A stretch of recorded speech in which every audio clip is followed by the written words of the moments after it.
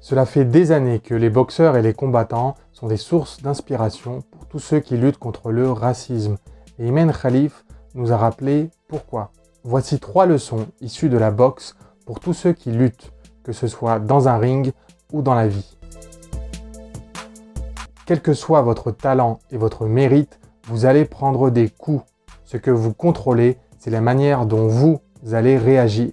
En 2023, Imane Khalif encaisse l'un des coups les plus durs de sa carrière lorsqu'elle est victime d'une décision injuste de la FIBA, la Fédération internationale de boxe amateur, et de son président, qui décide de la disqualifier la veille de la finale des championnats du monde de boxe amateur. J'ai déjà évoqué dans ma précédente vidéo pourquoi cette décision était injuste et discriminatoire. Ce qui nous intéresse maintenant, c'est la manière dont Imane Khalif a réagi. Alors qu'il y avait de quoi être dégoûté du sport amateur et de sa corruption, Imane Khalif s'est servi de cette injustice qu'elle a subie comme une source de motivation supplémentaire pour revenir en force un an plus tard, encore plus déterminée, aux Jeux Olympiques de Paris. Écoutez-la parler de sa philosophie. Cela fait plusieurs années que moi et mon entraîneur, nous disons que les obstacles sont une source de motivation.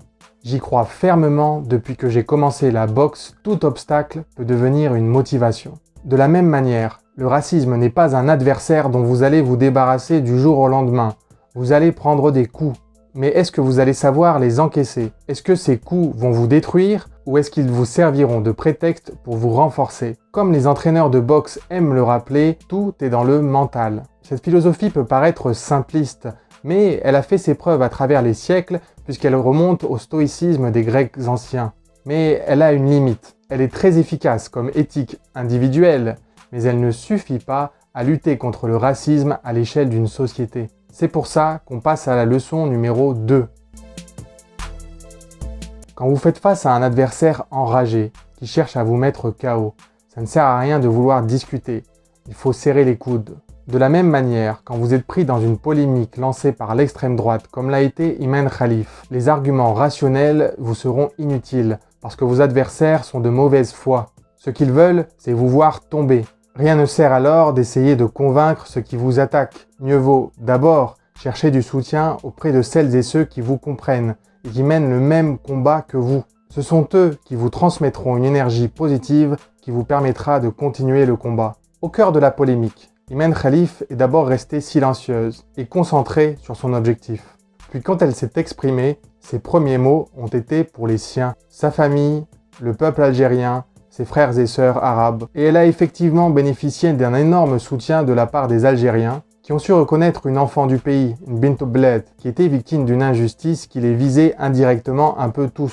Elle a aussi bénéficié du soutien naturel de beaucoup de peuples du Sud global qui partagent avec l'Algérie l'expérience du racisme et du colonialisme et qui se sont tout de suite identifiés à l'injustice dont elle était victime. Quand vous avez repris des forces et solidifié vos appuis, rester sur la défensive ne suffit plus. À un moment donné, il faut passer à l'attaque. Imane aurait pu se contenter de subir et d'attendre que l'orage passe, effrayé par la haine déchaînée contre sa personne.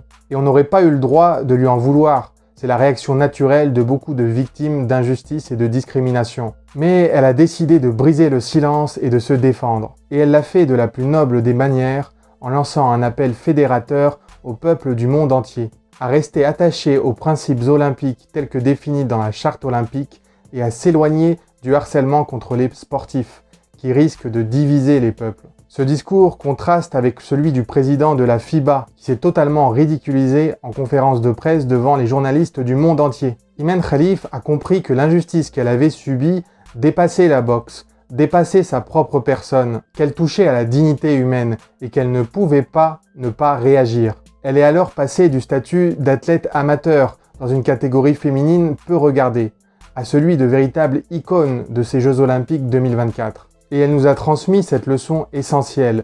Vous n'avez rien dans la vie de plus important que votre dignité. Quand elle est atteinte, il faut la défendre. Peu de sportifs osent franchir le pas, mais ceux qui le font rentrent souvent dans la catégorie des légendes.